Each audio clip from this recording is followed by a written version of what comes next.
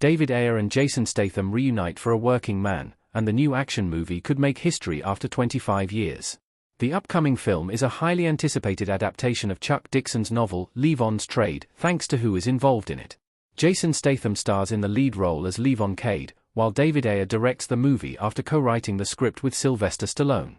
It's a reunion for Statham and Ayer after they worked together on The Beekeeper, which was a surprise critical and financial hit for both.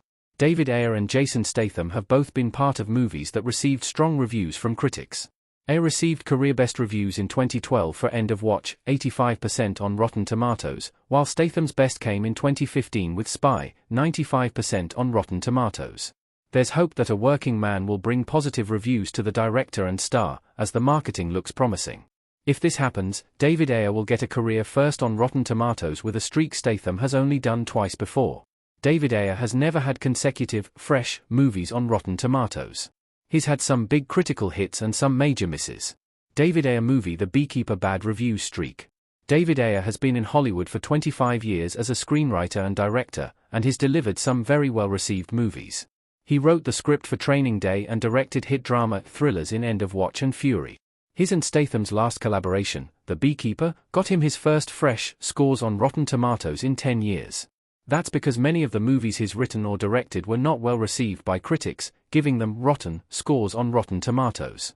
David Ayer has never had consecutive, fresh movies on Rotten Tomatoes. As a result, David Ayer has 3 fresh movies on Rotten Tomatoes to his name as a director, while Training Day, 74%, and You, 571, 68%, are additions to the list as a screenwriter. He's also been an executive producer on 2 other movies with positive reviews, Birds of Prey, 79%, and Bosco, 71%. Looking at just the films he's written or directed, his streak of not having fresh scores, which is 60% or better on Rotten Tomatoes, consecutively goes back 25 years. Bosco and The Beekeeper would technically break the streak after 24 years if you factor his producing work in. The Beekeeper suggests A Working Man could make history for David Ayer. He's returning to a winning formula. There are reasons to believe this streak will officially end for David Ayer with A Working Man. It's all because he's going back to what has worked before. The Beekeeper is Ayer's most recent, fresh movie on Rotten Tomatoes, and A Working Man is basically repeating what made that movie work. The upcoming film is an action and revenge film starring Jason Statham that has a lower budget, focus on the set pieces, and even has Amazon MGM involved again.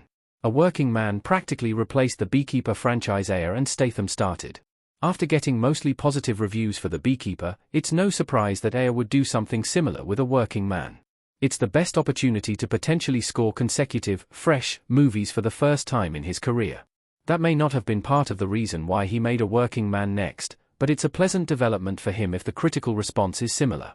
He'll further cement himself as a reliable action filmmaker, especially when partnered with Statham.